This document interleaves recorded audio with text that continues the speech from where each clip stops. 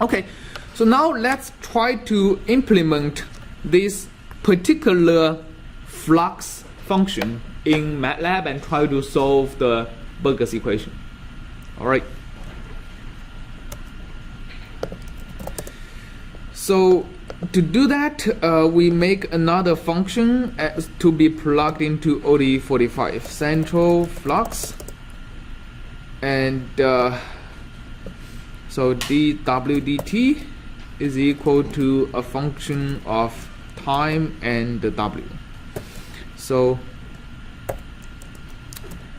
first of all, let's get the length of w, and the dx would be 1 over n, assuming a periodic boundary condition. So let's try to solve exactly the same problem as what we have been trying to solve in finite difference last Friday. Okay, so now here, remember, the w are what? Cell averages, right?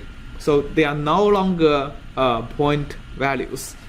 So what we want to figure out is now the flux between one w and the next w. So let's say the interpolation goes here.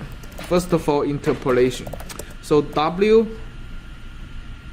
I plus 1 is equal to w of I plus 1, 2 to n, and the w1, and the wi minus 1. So let's just work on the interface at xi plus half, right? So then we'll do what we said before, which is we compute the flux and we accumulate the flux at one cell and subtract it from the other cell. Okay, so then wi plus half plus 1 plus, let me just say 0.5 is equal to w plus wi plus 1 divided by 2. So that's the interpolation we have. Okay, and the flux would be equal to wi plus 0.5 square divided by 2. So that's the Burgers equation.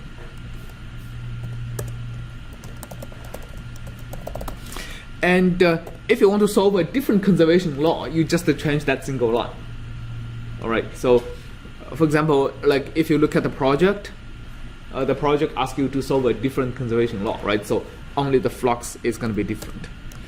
So now that's the Burgers equation flux, and I want to add the flux and subtract the flux to different cells. Okay, so now looking at this equation, looking at the finite volume equation, we want to add this flux onto wi, and we want to subtract this flux, right? So basically, the flux we are computing is for xi plus half. So we first want to subtract it to flux at wi. So flux accumulation. So let's say flux. No, not the flux. So we want to say dx. Let's just say v. V denotes the volume. V is my dx. V dw dt is equal to minus flux. So that's one contribution. That's only the contribution from here, right? And then we'll have another contribution that is from here, and from here it's we must add let's see, we must v dw dt. So basically the flux from the left has to be added, right? So which means from 2 to n is going to be added to flux 1 to n minus 1, right? So that's basically adding the flux on the left to the cell, and v dw dt of 1 is equal to this plus flux at the end. The flux on the very right gets added to its right cell, which is actually the very first cell. Okay, so now then divide by volume. So dw dt is equal to v dw dt divided by dx. Well, let me just say the volume is equal to that to make it a bit more clear. Okay, so that's our finite volume implementation. All right, any questions? All right. Now the initialization has to be also done differently. So what n should we choose? I think we choose the 50 last time, so let's stick to that. Okay, and the x would be link space 0 n plus 1, 0 1 to n plus 1. So that's my grid spacing of x. And if I have the same function, which is sine of x, what is my initial condition? My initial condition is the volume average, right? Okay, so it's no longer the sine of x. So what is it? Well, let's just say the integral is equal to what? Is equal to, oh, I previously have sine of 2 pi x. Now I want to integrate sine of 2 pi x to get and divide by the volume to get the cell average, right? So the integral of a sine function is a minus cosine function, right?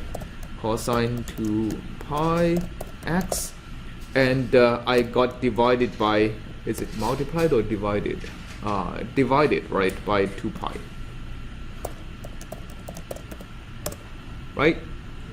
Okay, so my W0 would be equal to W0 int from 2 to n minus W0 int 1 to n minus 1 divided by dx, which is multiplied by n.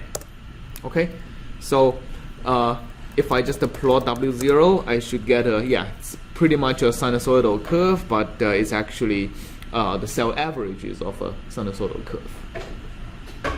All right, any questions? Let me just show, maybe I'll show you like a better way to plot this. If you actually use a lot of the commercial software using finite volume, they actually show you interpolated values to make the solution look nicer. And I very much disapprove this way of doing things because it makes it kind of hides any irregularities or something you can spot in the solution. I would really rather plot it in a piecewise constant way, because I mean that actually shows you what the solution actually is. So the way you plot it as a piecewise constant is you do 1 to n minus 1, and well, it's my x, I think, is a row vector, right? X and so this is x, and for y you have W0 and the W0. I think that's